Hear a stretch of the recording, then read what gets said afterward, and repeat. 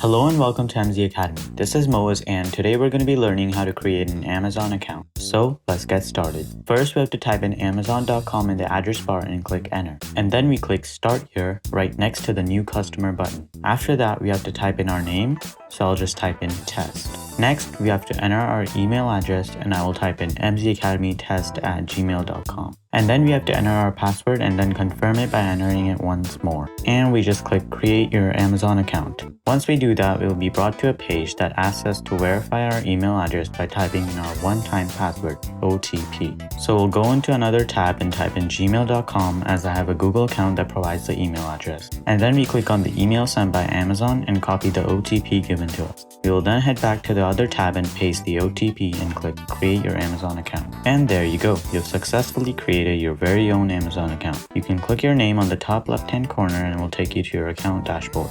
Okay guys, that was it for the tutorial on how to create an Amazon account. Thank you for watching. Bye.